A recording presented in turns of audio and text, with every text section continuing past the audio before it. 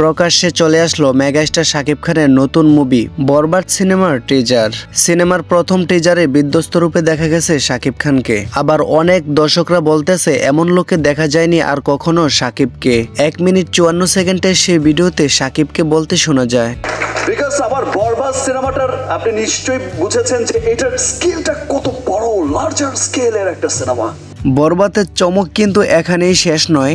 ভিডিওতে দেখা যায় ওপার বাংলার জনপ্রিয় অভিনেতা যিশুসিন গুপ্তেরও। বরবাদে দ্বিতীয়বারের মতন জুটি বেঁধে কাজ করেছেন প্রিয়তমা খ্যাত অভিনেত্রী ইতিকা পাল। এই বরবাদ মুভির ট্রিজার রিলিজ হওয়ার পরপরই প্রশংসায় ভাসছেন। অনেক দর্শকরা তো বলতেছে বলিউড কিংবা দক্ষিণ এশিয়ার ট্রিজার। রোমান্টিক অ্যাকশন ভাইলনযুক্ত সিনেমাটি পরিচালনা করেন মেহেদী হাসান হৃদয়। শাকিব খান ছাড়াও এই সিনেমাতে অভিনয় করেছেন ইদিকা পাল, যিশুসিন গুপ্ত, মিশা সওদাগর সহ আরো অনেকেই। সবকিছু ঠিক থাকলে আসন্ন ঈদে মুক্তি পাবে সিনেমাটি।